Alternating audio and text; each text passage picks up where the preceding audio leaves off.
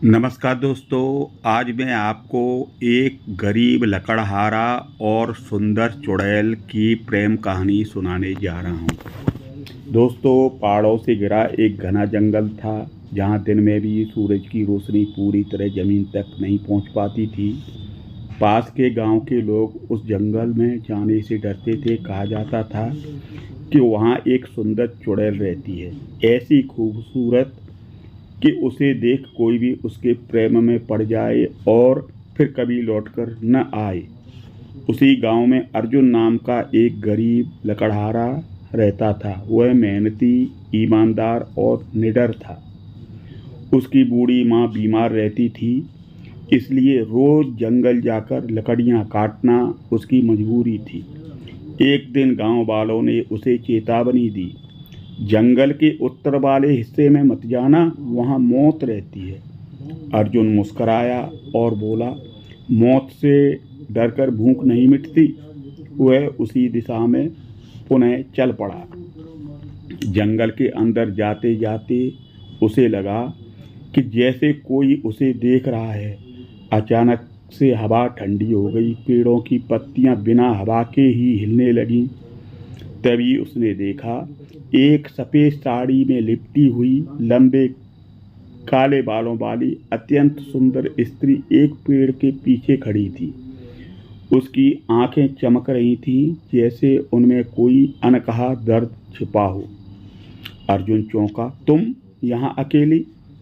स्त्री ने धीमी आवाज में कहा, तुम्हें यहाँ नहीं आना चाहिए था।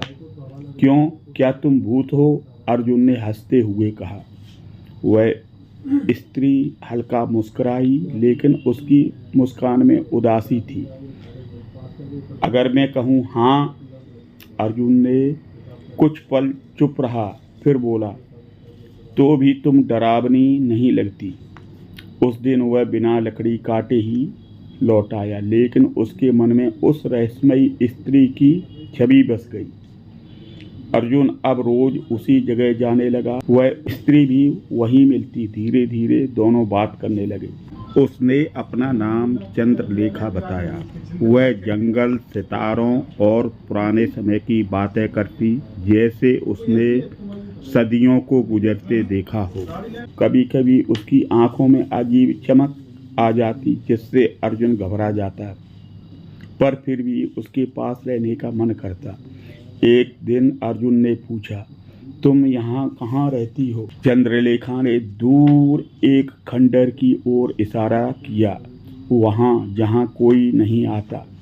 गांव में अचानक कुछ लोगों के गायब होने की खबर फैलने लगी। लोग कहने लगे, चुड़ैल जाग गई है।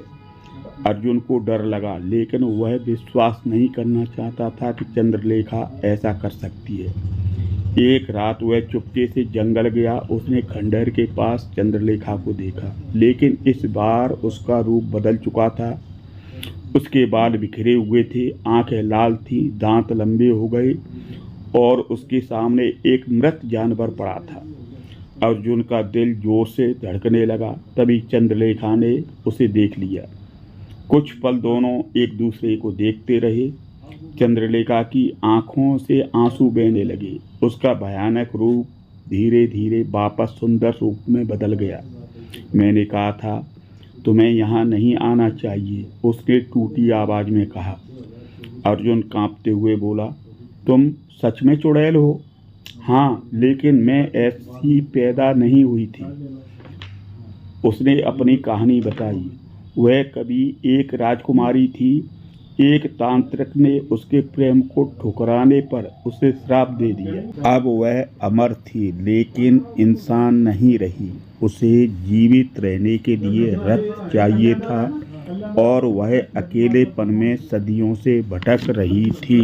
मैं किसी इंसान को नुकसान नहीं पहुंचाना चाहती, वह रोते हुए बोली, लेकिन यह श्राप मुझे मजबूर करता है।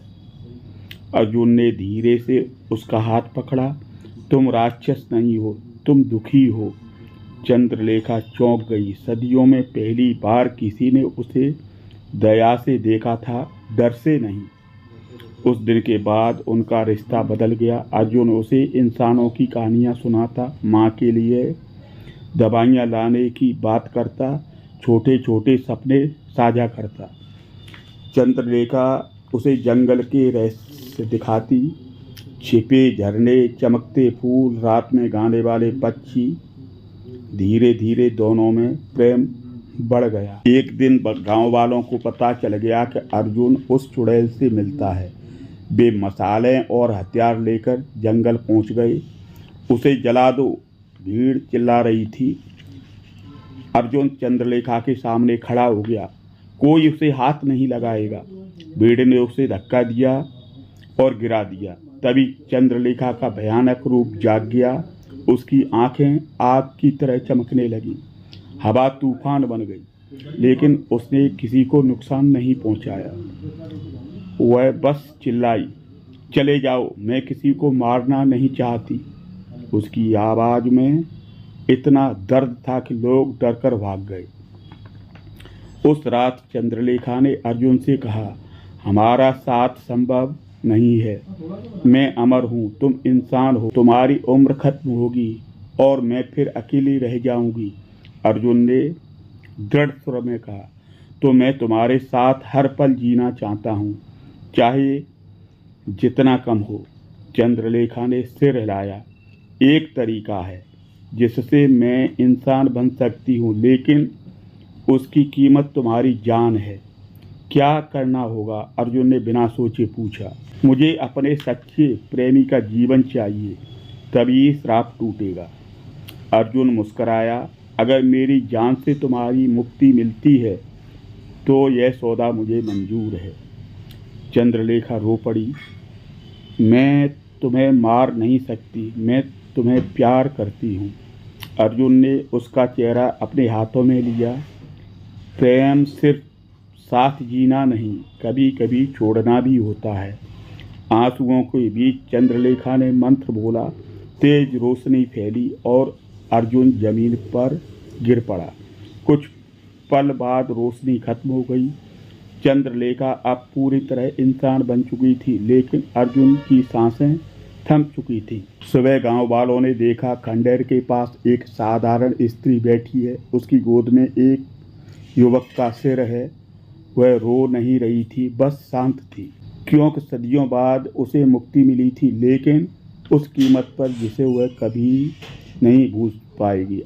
उसने अर्जुन की चिता बनाई और खुद उसके पास बैठकर बोली, अब मैं इंसान हूँ और इंसान अपने प्रेम को कभी नहीं भूलते।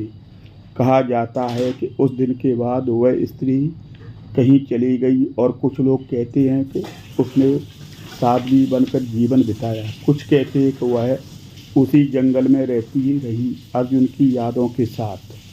लेकिन गांव में अब कोई गायब नहीं हुआ और जंगल अब डर का नहीं, प्रेम और त्याग की कहानी का प्रतीक बन गया।